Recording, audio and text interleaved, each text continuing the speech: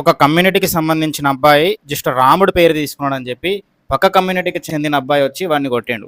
తర్వాత ఈ కమ్యూనిటీకి చెందిన అబ్బాయిలందరూ వెళ్ళి వాడిని కొట్టిండ్రు. బట్ అక్కడ దెబ్బతిన్న వ్యక్తి స్ట్రాంగ్ గా భయం లేకుండా వెళ్ళి తిరిగి ఒక దెబ్బ గట్టి కొట్టి ఉంటే మజా వచ్చేసేది. ఇక్కడ ఎదుటోడు నాకంటే స్ట్రాంగ్ అనే భయం వాడిని తిరిగి దెబ్బ కొట్టకుండా చేసింది. సింపుల్. ఆ భయం పోవాలంటే మన డైలీ రొటీన్ ని బ్రేక్ చేయాలి. డైలీ ఏదో ఒక exercise, boxing, warmup sets plus running లేదా ఫిట్నెస్ కోసం జిమ్ కన్సిస్టెంట్ గా ఒక సంవత్సరం వెళ్ళినాం అనుకో, ఆటోమేటిక్ నీ బాడీలో కొంచెమైనా చేంజ్ వస్తుంది, స్ట్రెంత్ బూస్ట్ అవుతుంది, స్టామినా బూస్ట్ అవుతుంది. ఇవి రెండు బూస్ట్ అయినప్పుడు నీకు కాన్ఫిడెన్స్ 100% బూస్ట్ అవుతుంది, బెటర్ అవుతావు. బాడీ తర్వాత ఫస్ట్ మైండ్ సెట్ బెటర్ అవుతుంది. నువ్వు ఎప్పుడైనా మన పురాణాల్లో అర్జునుడు, కర్ణుడు, భీముడు, దుర్యోధనుడు నీకు వీక్ గా కనిపిస్తారా? వాళ్ళది ఒక కీ లైన్ ఉంటుంది.